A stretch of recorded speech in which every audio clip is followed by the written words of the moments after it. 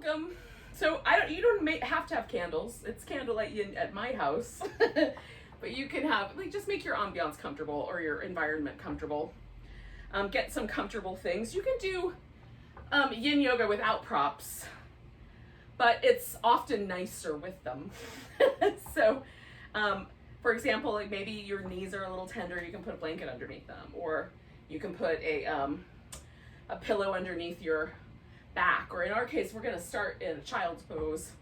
And so it might be nice to sort of build up a little pillow mound between your chest and the floor, so your head is held more level with your hips rather than having your head lower. So you're just gonna, or maybe a blanket under your knees. So we're gonna get into a child's pose, and we'll do just a kind of regular child's pose for a little bit, and then we're gonna add a little twist to either side. So I'm gonna do my with kind of a wide knee, but if you want the first round, you can have your knees in a little closer. You'll just make the space when you get to the point where you have to make a twist, right? So we're kind of adding that extra bit in the middle. Okay, so I've got a little blanket under my shins, and then I'm gonna use a pillow to kind of settle myself in here. It just makes it a little bit more comfortable. You can certainly do it without one. And again, you can use more pillows, or you can turn the pillow so they're up a little higher, so you're held at different kind of positions to find the most comfortable one. Okay.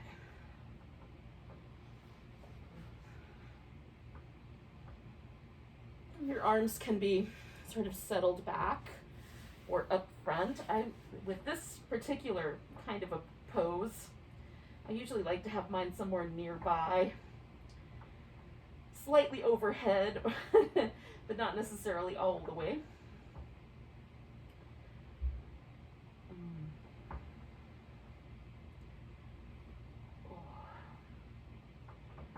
So all of us are built a little differently, and for some people the hips touch the heels in this pose. And then for others of us, the hips won't go all the way down. There might be like somewhere that the legs come together before your hips get all the way there. So the most important part is just to make it reasonably comfortable. We're going to stay for one more minute where we are.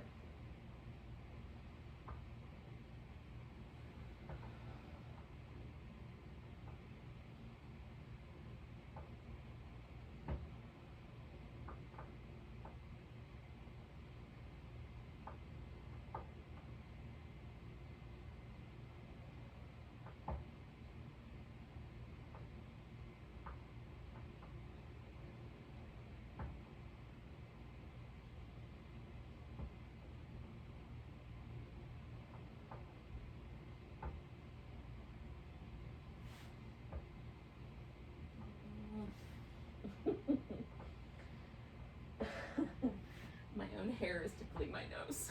All right, so we're gonna add a twist to this. So I've just moved my pillow out from underneath me, so I have room for my right arm to go up under the left arm. And then the left arm can go up over your back. You can use it as a pillow. Or what I like to do with it generally is either just kind of press myself back or rest the arm out in front. Sometimes I like that version. So you just kind of find, I like to use it to just shift the weight back just a little bit away from my neck, so that the shoulder can kind of be there in relaxed position. Now you can bring your hips closer to your heels if it's available, or up a little bit higher up in the air, whatever is appropriate for you.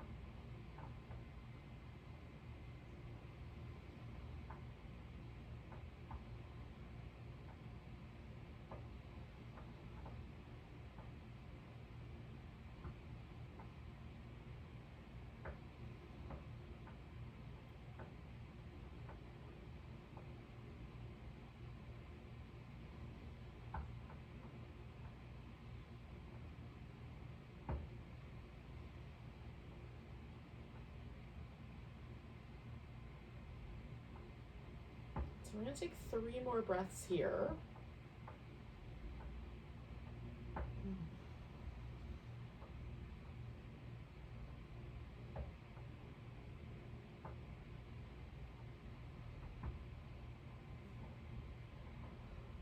So then I'm going to come back to the center. So I'm going to use my left hand to make some space.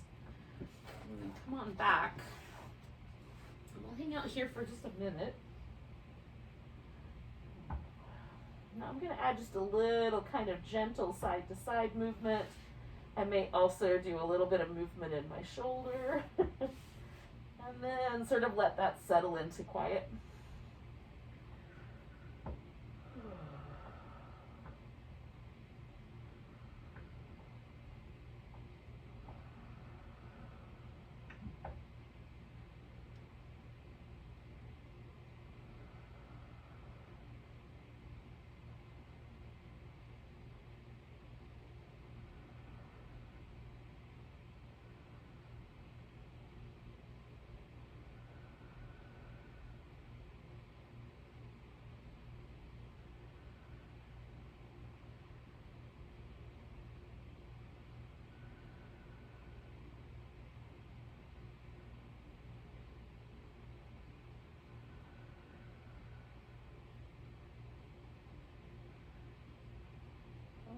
Right, so we're going to do the other side. So I'm going to move my pillow back out. Take that left arm underneath the right one. Ooh. And again, so my first task is just to figure out the angles of everything that's going to work out for me, okay? And I suggest the same will probably be true for you. And then we'll hang out here for a bit. And I'm just trying to, once I get myself sort of settled in, just trying to relax the rest of my body. My right arm's a little active, but everything else relaxed.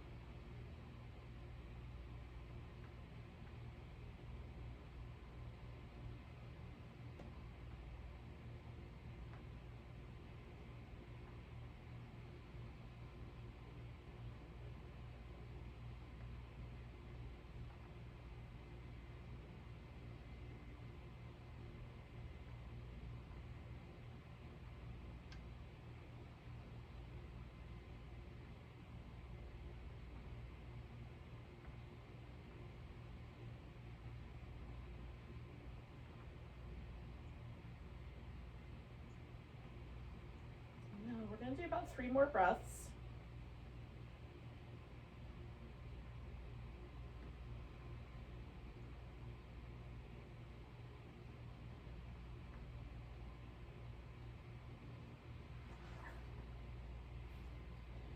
And then, we're going to come on back to the center. Give ourselves, a little wobble. Or whatever movement you might like. If you want to do some little cat shapes or something along that line, you can do that. And then, my friends, we're going to wind up laying on our belly in a Sphinx pose.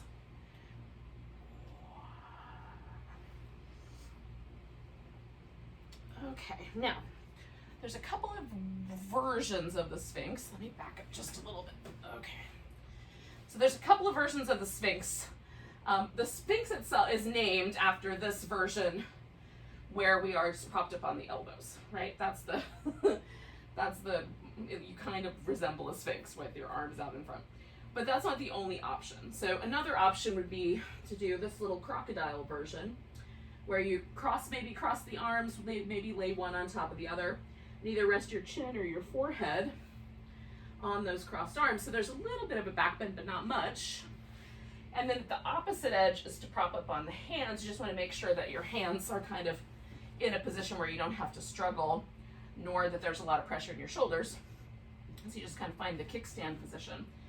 And that's the seal pose. Now, there's some ways to get in between. So maybe the seal is too much, but the Sphinx isn't enough. You could take a blanket, put it underneath your elbows. That's going to give you a little bit deeper Sphinx. Deeper may or may not be the right word. Similarly, you could have your elbows stacked up on blankets and do a little bit more of a little bit more crocodile-y crocodile, right? So you can kind of come along the way. You can modify using some props to customize the practice for yourself here. Now for me, it helps if the elbow is slightly forward of the shoulder and slightly closer together than the shoulders themselves. If my elbows are wider than my shoulders, everything wants to collapse in the center. And if they're too close in, it sort of feels like it wants to collapse around my neck. But if I get my elbows a little bit up front, then my shoulder relaxes quite nicely. And then we'll just let the legs relax as best we can.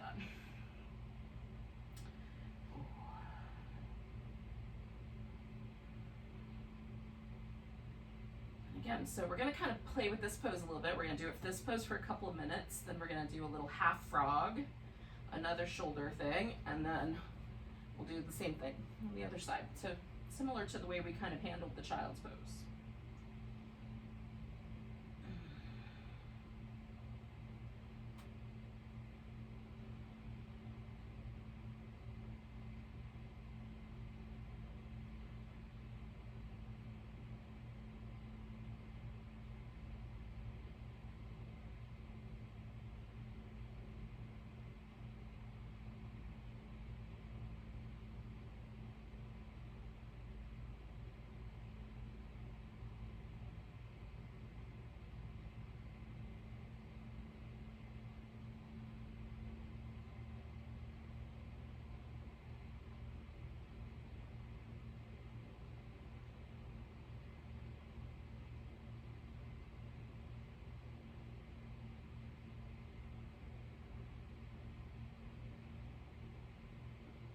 I'm taking relatively deep and smooth breaths, and I'm trying to relax as best I can, like right at the front of my hip, down through my legs and in my glutes. With the notion that eventually the front of my hip would just kind of melt a little bit. You might feel a little bit of resistance there at the front of your hip, so you can decide how you want to function there, but for me it's just a matter of like consciously trying to relax. So we're going to stay for about 3 more breaths. And then we'll turn this into a frog.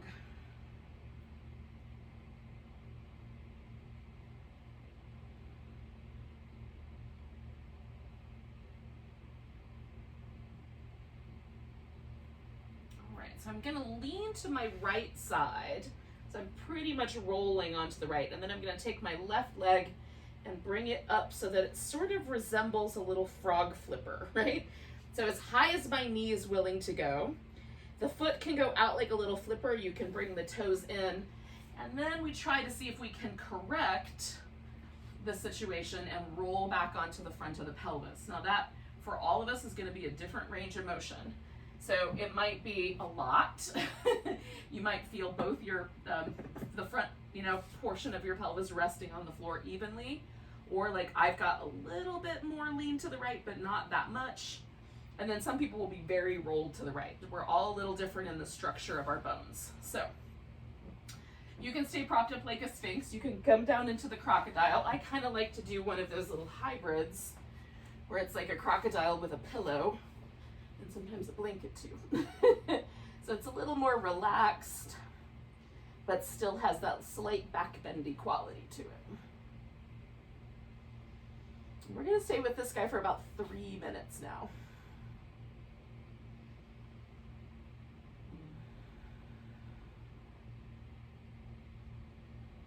Now if that feels too long, at the 2-minute mark, I'll give you a little minute warning, last minute warning, and you can decide to go back to either the Sphinx or the crocodile or the seal.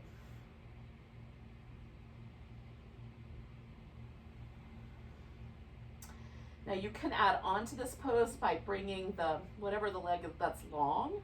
You can bring that foot in, reach back with your hand and grab hold of the foot if that's available, if your arms are long enough for that. And that will change the dynamic in the pose, but it certainly isn't bad. It can be quite nice.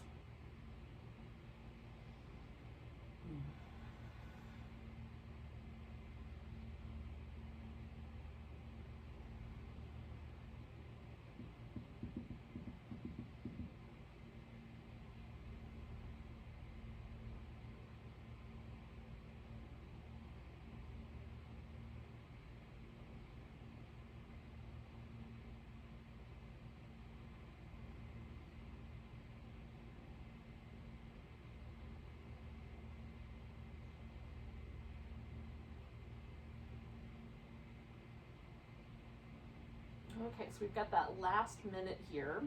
So this is that point where you might decide, I think I'm going to come back to the Sphinx. Or maybe the frog is getting kind of nice. You just hang here.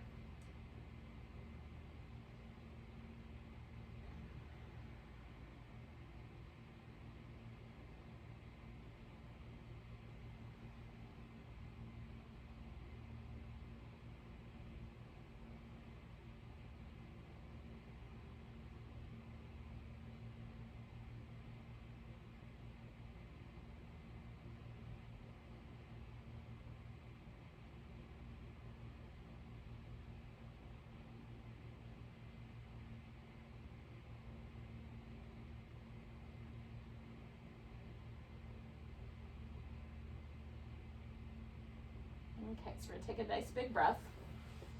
Now, we're going to come out of this pose into the fallen angel shoulder stretch. This was first introduced to me as the sleeping Buddha shoulder stretch. And lately I found it online called the fallen angel. So you get to pick which name you want. All right, so my left leg is out like a frog. So my right arm is going to be the one that goes out. So I'm sticking that out to the side. And for me, just below the height of my shoulder. Now I like my palm facing up, but you can test it out and see, do you like your palm down more? Then I'm going to use this pillow for my head in a second, but then I'm going to take my left leg out of the frog and bring it all the way up and over and place it behind me. So I'm rolling backwards towards that arm. Now, I have seen human beings who can roll all the way back and lay on their arm. It's almost as if their shoulder joints are composed of overcooked pasta noodles. But that is not the most of us. So I cannot roll back far enough to get all the way up and down. I lean a little bit forward.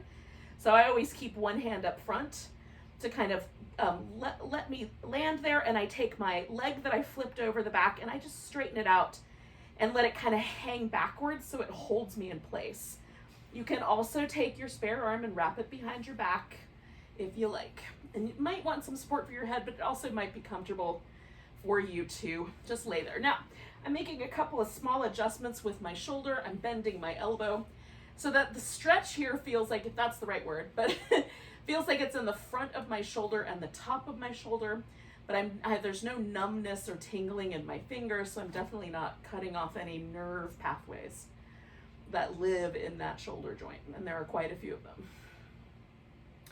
So any numbness or tingling, I would recommend adjusting your arm a little differently.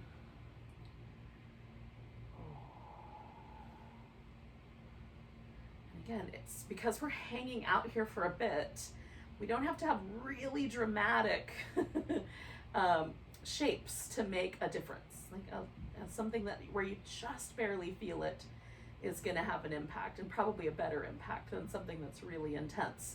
So if you need to get away from it a little bit, just roll more towards your belly, right? Roll a little bit forward.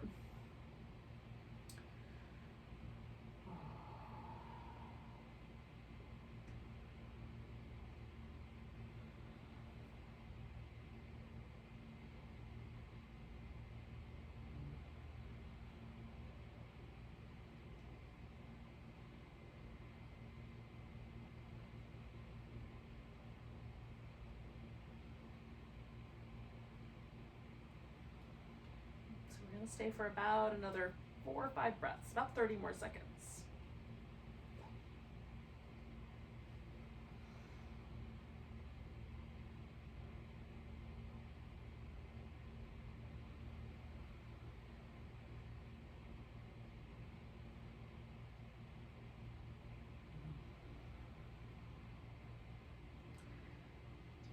Nice big breath. Let go with a sigh. And then take a breath. And we're gonna come all the way back where we came from. So we're gonna bring that leg around, bring the arm out. You can give the arm a little bit of movement.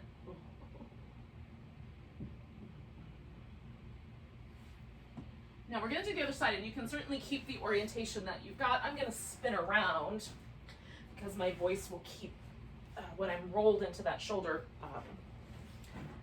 stretch up, I'll be pointing at the microphone if I come around this way. All right, so we're gonna do the right leg in the frog. Well, at least that's my other leg. So if for any reason you did your right leg last time, do the other one. And then once it's sort of settled into my frog, we'll stay a while.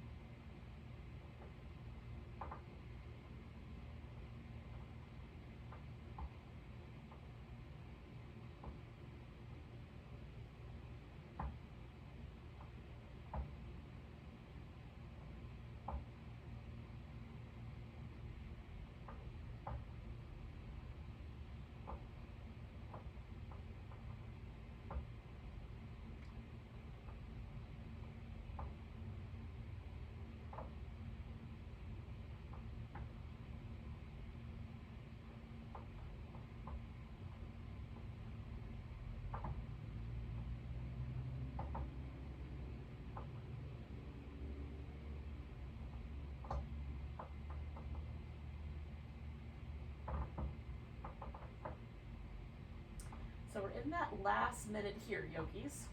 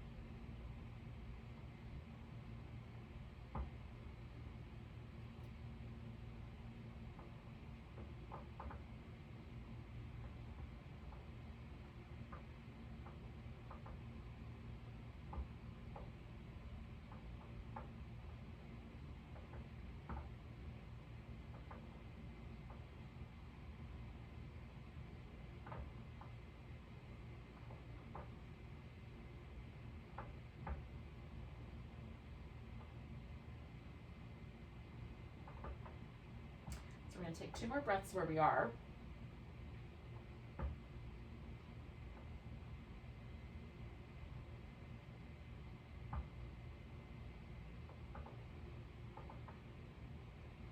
And we're going to turn this guy into our shoulder stretch. So I'm going to reach my opposite arm out. Flip my little frog upside down.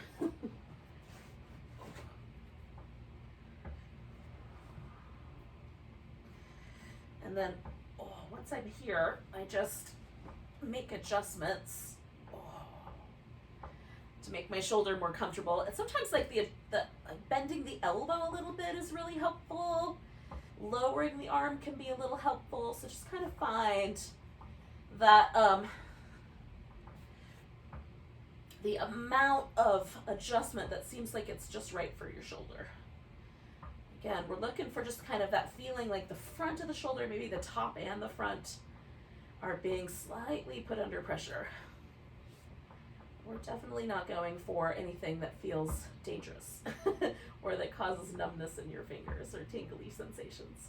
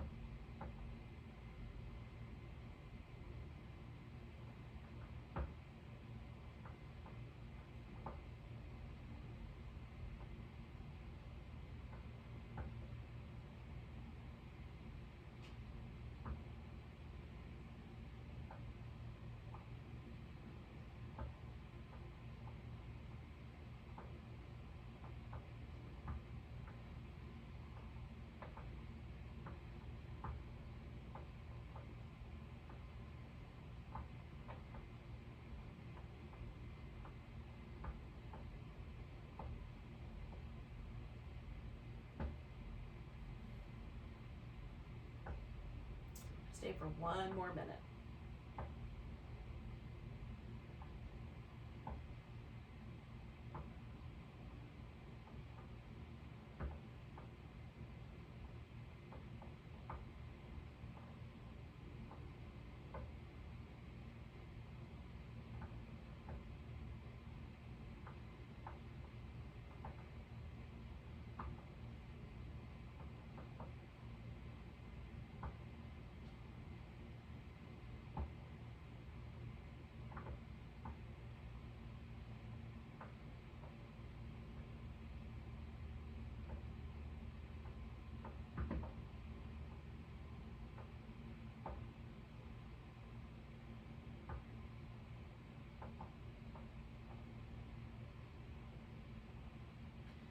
Take 2 more big breaths.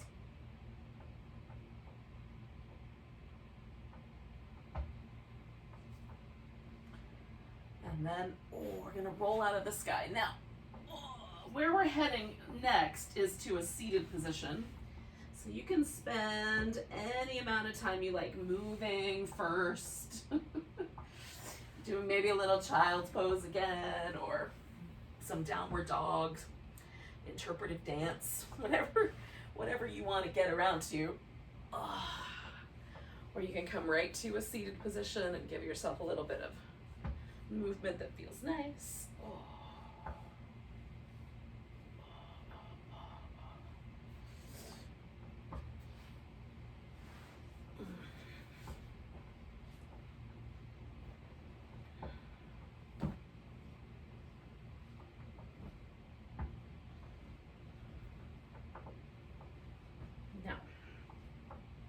We're going to start out with either a dragonfly, which is where both legs are straight and they make a V, or a half dragonfly, where one leg is bent and one leg is straight.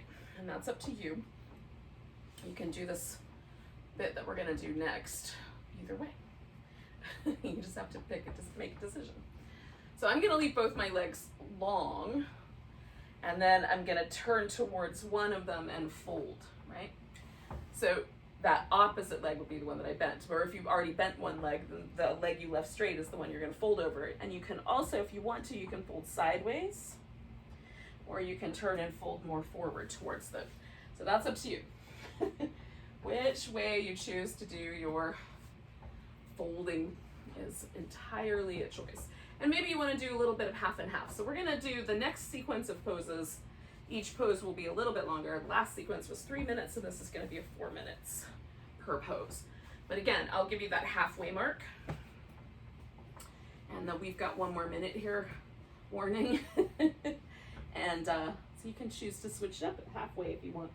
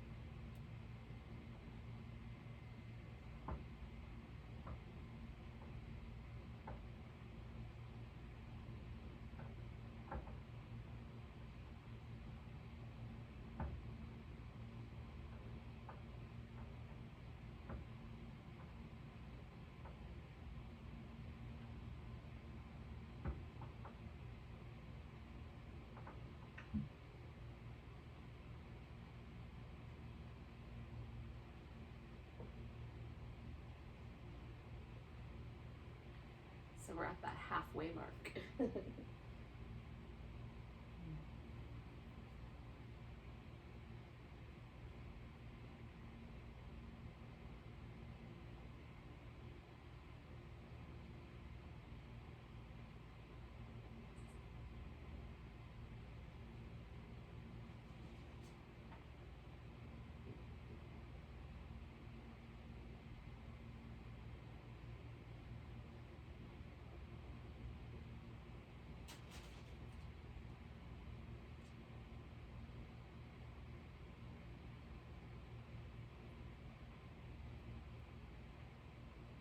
One of the things I love about a forward bend is that you can feel the breath in your back.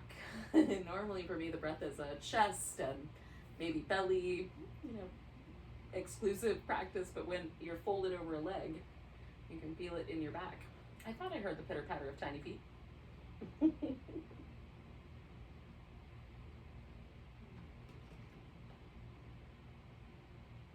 this is our last minute here, yogis.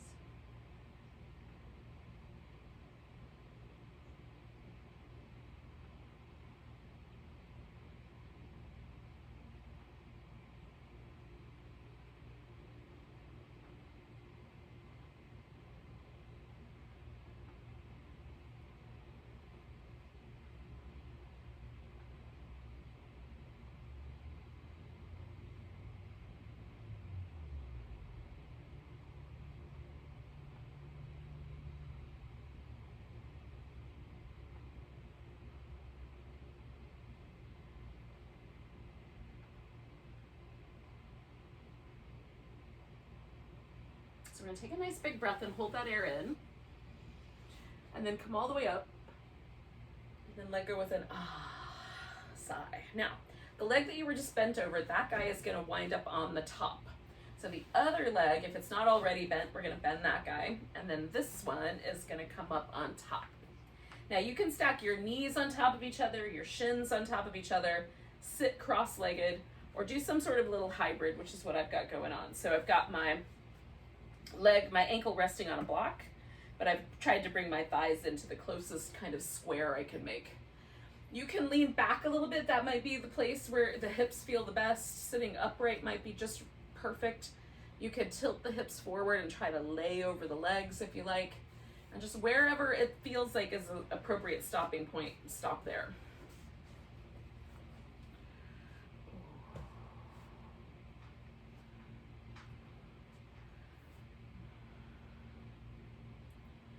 So for me, there's a little bit more spiciness on the outer hip of the leg that's on top than there is on the other side, but I feel it on both sides. And you might feel it more on one or all on one. Might be more inner thigh for you. If that's the case, see if you can arrange your legs and try to relax the inner thighs just a little bit. You might be gripping there with the muscle to try to hold your legs in place. So it might just mean kind of like adding a little prop to the mix here to help support you.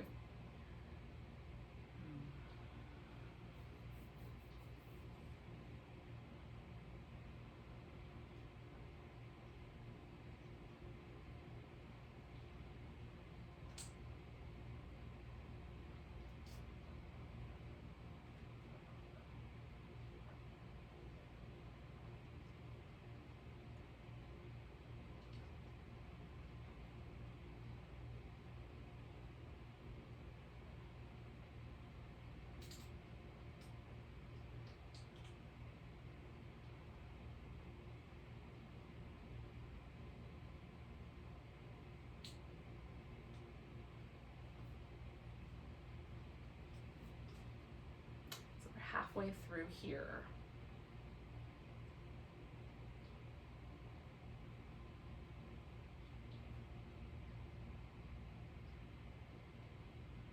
We're kind of hanging out with poses. We're trying to constantly soften, let go, relax into the shape. If your mind is really super busy and you're feeling kind of fidgety, it's hard to settle, you might put some music on in the background. Just give yourself something to add a little bit of a focal point to the practice. Ideally, we could stay totally focused on relaxing the body and staying present in the moment we're in, but sometimes, you know, we need some tools.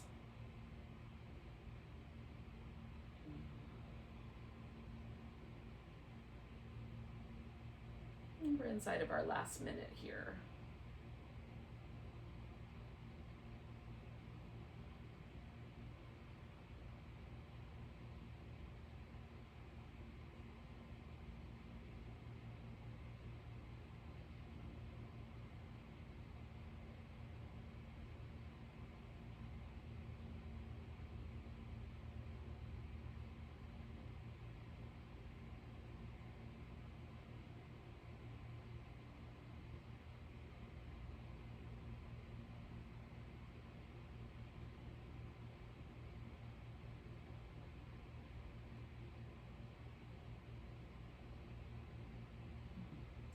Take a nice big breath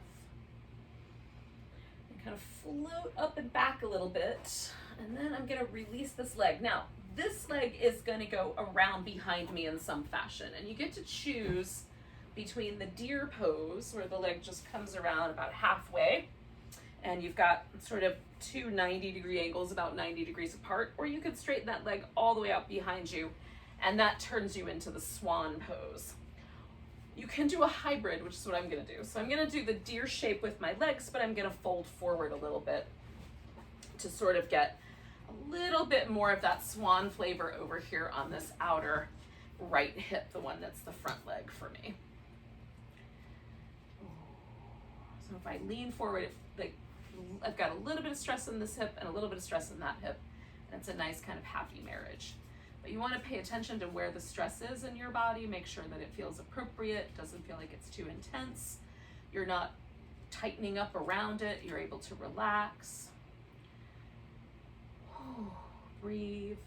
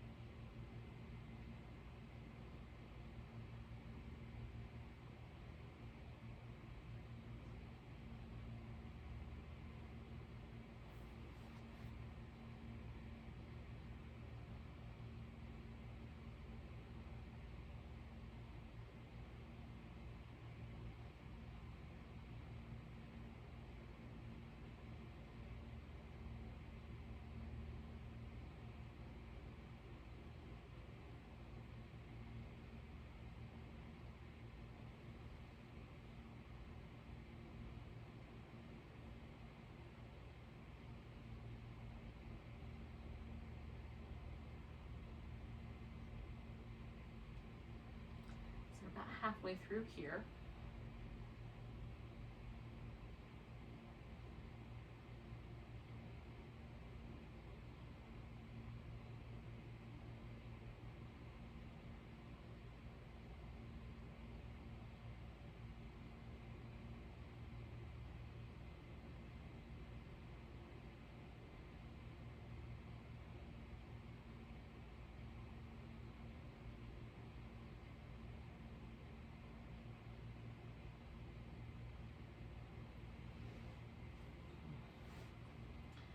Got that last minute here, yogis.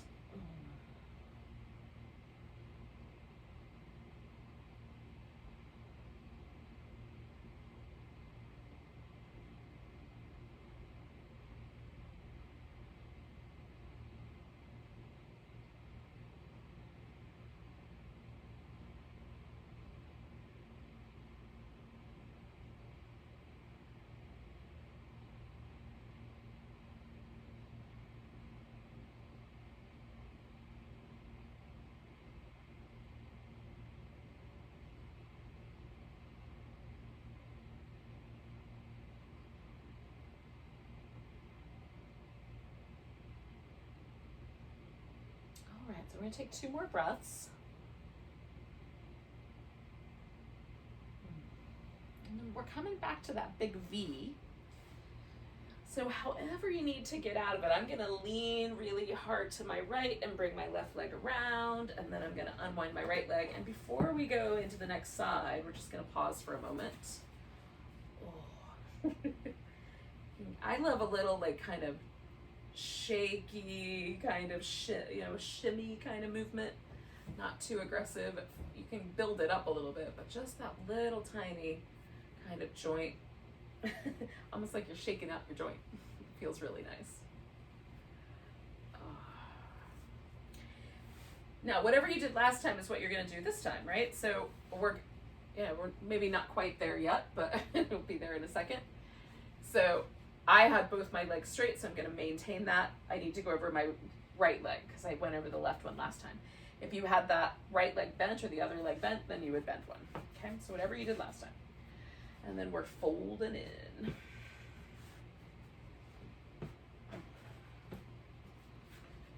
And again, if you did a sideways bend, do a sideways bend. If you did a forward bend, do a forward bend. If you did a hybrid, we'll get that. We'll get to that in a moment. Whatever you did, do it again, but on the other side.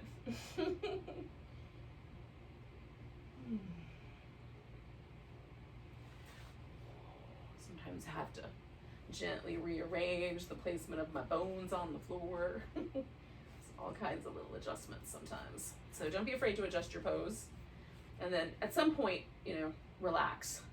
And again, if you find yourself feeling really fidgety, it might help to give yourself a breath to pay attention to, or music to pay attention to, or something to kind of help you dial in and relax. Or back off the pose. Maybe that's the issue. Sometimes when we're too deep, it's hard not to settle, or it's hard to settle.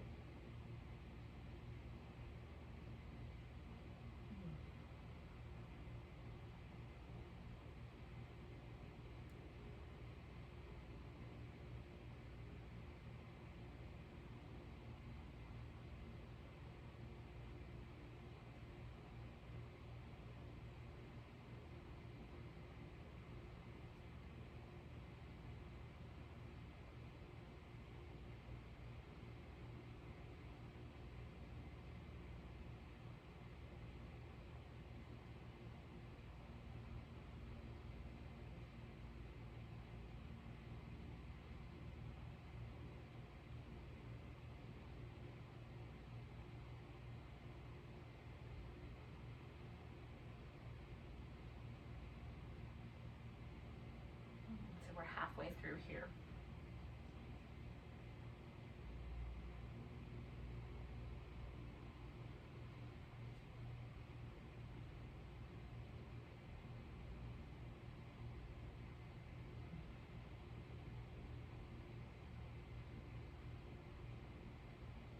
So for me, usually 2 to 3 minutes in, my body really starts to relax. And then it'll do it again somewhere in the between 4 and 5 minute range. So we're kind of cut. In some instances, the reason you would want to stay longer is to have that kind of second wave of relaxation. For tonight, we're just going for that first one and then the that follows. Now, we're all a little different. It might take longer or less time for some of us. But see if you can bring that sense of kind of letting go a little deeper, or even just relaxing a little bit more to your practice.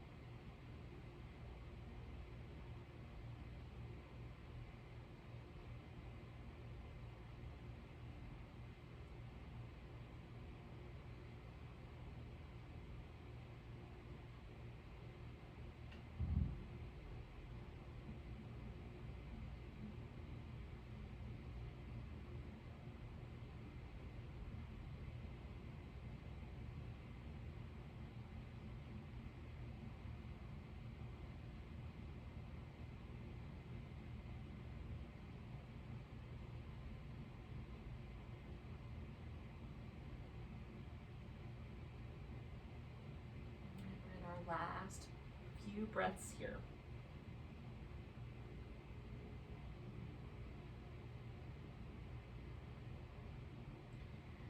Inhale. Hold that breath in, float all the way up. And then we're gonna take that leg that we were just bent over, and that's gonna be the leg on top. So we'll just kind of slowly transition into our shoelace or square, as the case may be, whichever version of the leg position is the right one for you.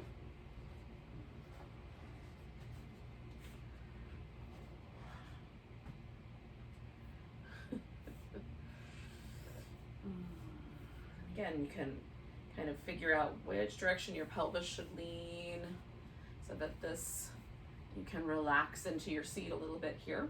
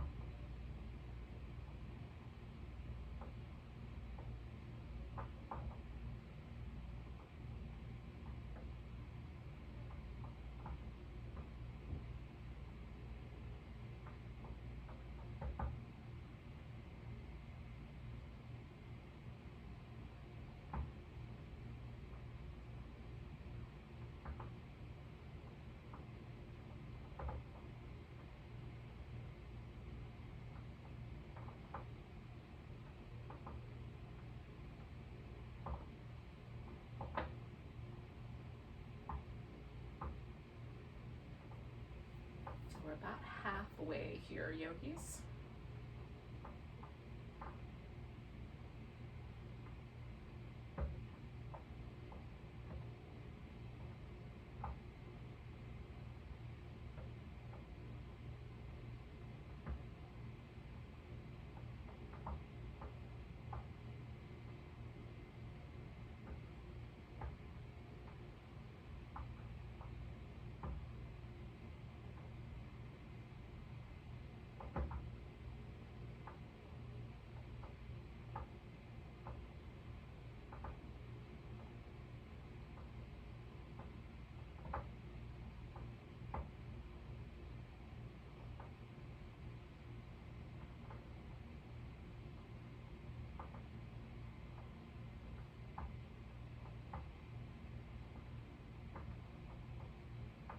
This is our last minute with this pose together as a group. Of course, you're in charge of you. So if you want to shake things out for a minute, you could do that too.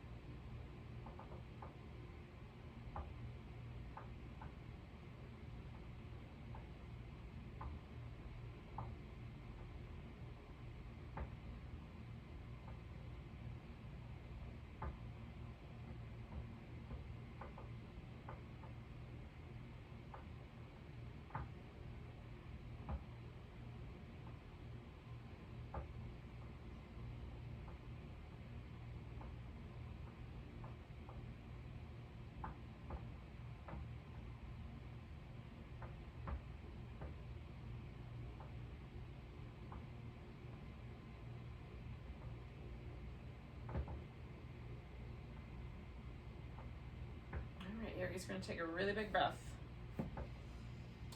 We're gonna float ourselves up and we're gonna unwind this leg. And again, it's gonna go either to the swan or the deer or the hybrid pose. Whichever one you liked last time.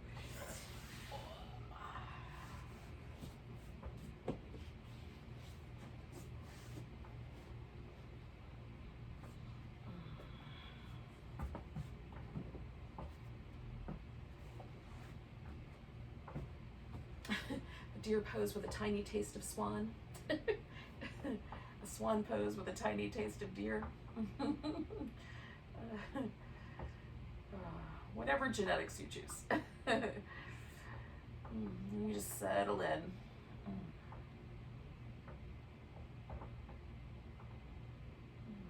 Try to relax.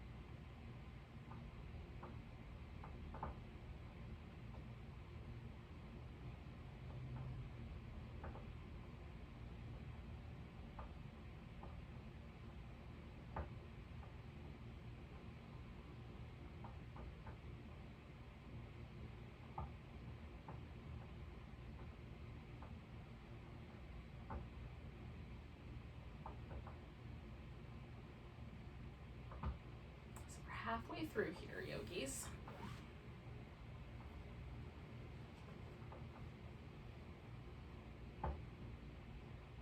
Again, don't forget to let yourself maybe take that little extra over this next minute or so. A little extra bit of a letting go, a little more softness.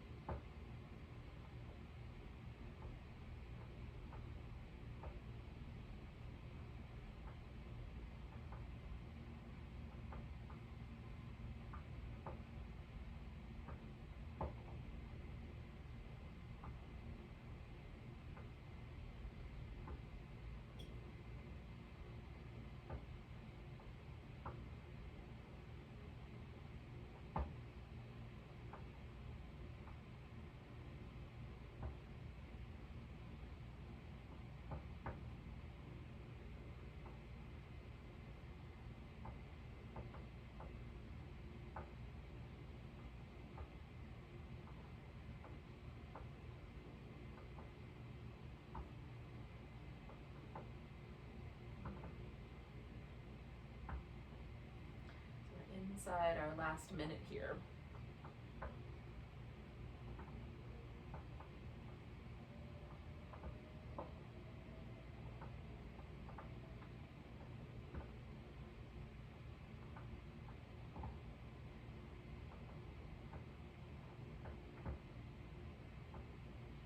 Okay, so we're gonna take a nice big breath.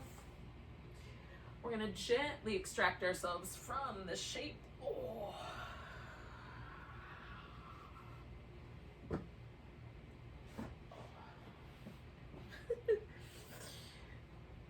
And then we're gonna do a twist, laying on our back. So you might need to do a little bit of movement first.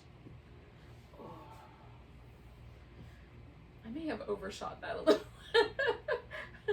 I may have been able to wait a little longer. Maybe I've confused myself. But in any case, hopefully your hips feel all right. We're not too uneven. I'm going to use my blanket as a pillow. So I'm going to place that not too thick, you know, something that will support your head and neck without being problematic.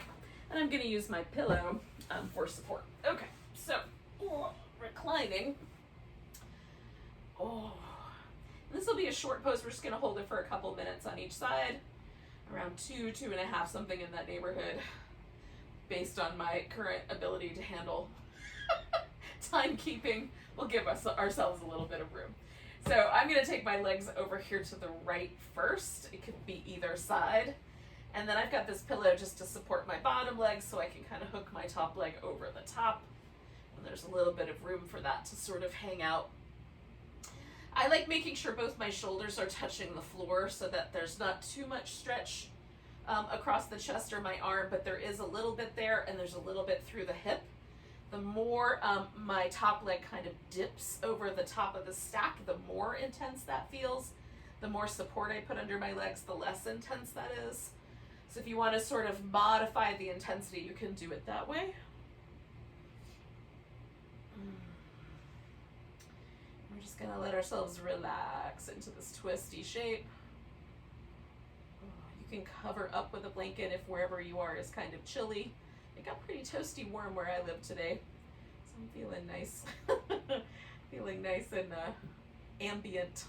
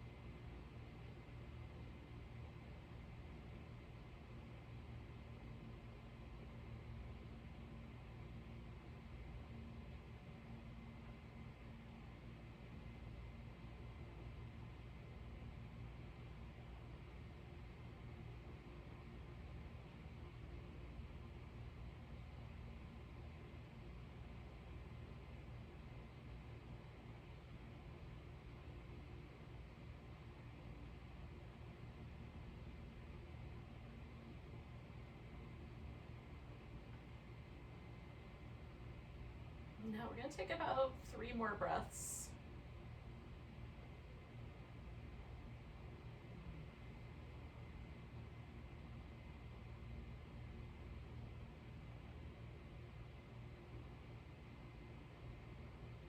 Okay. So I'm going to really gently just kind of almost fall into the center, right? Starting with this top leg kind of anchoring itself back. And then I'm just going to stretch out both legs and hang out for a moment before I do the other side. There's always a kind of asymmetry that I find really interesting. Now, we stayed with that pose for just a couple minutes, and 2 minutes is pretty much the minimum that it takes for us to really get the sort of hydrating impact that some of these longer held poses can have. So it seems that when we put kind of a sustained amount of pressure on the connective tissue, and this could be done like, I don't know if you ever, if you watched the Rio Olympics, but the swimmer Michael Phelps was getting this thing done called cupping, where they would put a cup on his body and it would suck the skin and the fascia into the cup, and he was left with these kind of cool leopard spots. It's sort of similar mechanism. It's that you put the tissue under stress. When it is no longer under stress, there's this kind of hydrating effect that allows those layers of tissue, the fascia, the muscle, and the layers between the skin and the muscle to kind of slip on each other a little bit more easily. And that's what we're going for, is that when we leave this practice, we just move a little more smoothly. So it's friendlier. And as we age, we get a little bit drier anyway. We're not quite as smooth in our movement. So hopefully this kind of helps us settle into a more youthful movement pattern. Fingers crossed. So when you come to the other side, do the same thing. You kind of set yourself up. And we'll stay for a couple minutes so we get that kind of minimum amount of time. And then when you're practicing on your own, really, you kind of want to start to feel for these things that I've been mentioning. So like that sort of sense of release that I feel around the 3rd minute. I also feel it around the 5th or 6th minute, and again around 7 minutes. And then after that, it becomes really much more challenging for me to find any additional benefit. I have stayed with all of these different yoga poses for as long as 20 minutes because I was told you could. So I was curious. And I find no real benefit for me anyway in those longer time periods, unless the body is entirely relaxed, and then you get a kind of nervous system shift, which is beneficial. But in terms of the yin process, where we're trying to put that little bit of stress on the tissue, hoping to sort of get this idea of the tissue being hydrated, that really is kind of between that 2 and 5 or 2 and 6 minutes is kind of the sweet zone. And you just want to find the zone that's right for you as your practice time changes as you get older, or your body shifts, or there may be injuries or other things that come along in our lives. We might change our minds along the way, but we're just looking for that kind of sweet place where it's like, oh yeah, if I stay this long, I feel a real benefit in the practice, right? So you guys have to go on what I think is good. But the great news is you can also practice yoga at your house on your own and, feel for these little time periods that work best for you. I hope that makes sense. Who knows today?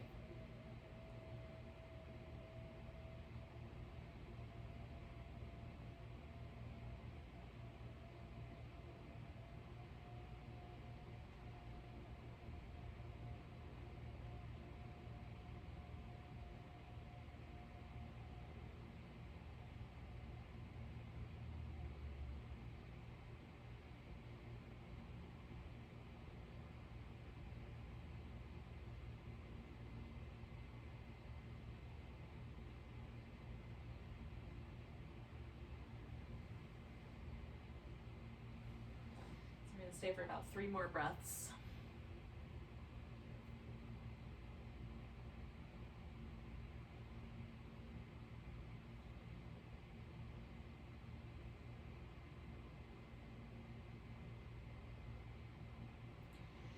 Again, I'm going to kind of initiate the movement back with my legs. Just kind of gently bringing myself around. Now I'm going to do a tiny bit of movement, a little stretch out. And then I'm going to settle myself right into my final relaxation, which I'm going to do Shavasana with the support under my legs. You can do Shavasana, which is corpse pose with no support underneath you.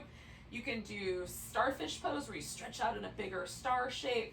So the legs are a little wider, the arms are out wide to the sides. That's a comfortable position often for me. Or you could put your legs up on something, like on a chair or on a couch, so that you have a little bit more like a higher position with the knees. And for some folks, that's super nice. Or even legs up the wall, or legs up on the bed, whatever you've got that's comfy, depending on where you practice when you're home. And we're gonna let ourselves sink in and relax.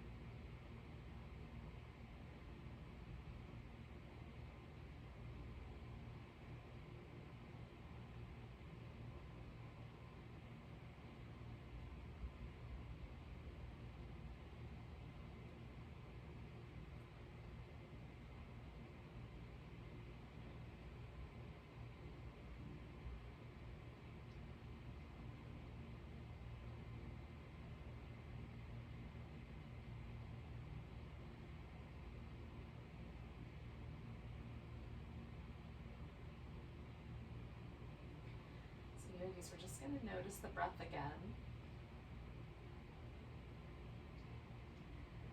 One of the mysteries of yin yoga practice is, why does it always seem like the final relaxation goes so much faster than the poses where your hip is in a really intense position, even when it's less time or more time? And I can't answer that for you, yogis. Take a nice big breath and give yourself a stretch. Give yourself a little back massage if you like. Wiggle your fingers and toes and wrists and ankles. And then eventually roll to your side or rock yourself up. And we'll say goodnight to each other with a big old breath together. Got my Namaste all warmed up. Nice big breath. Big deep sigh. Welcome to your more restful night. Namaste.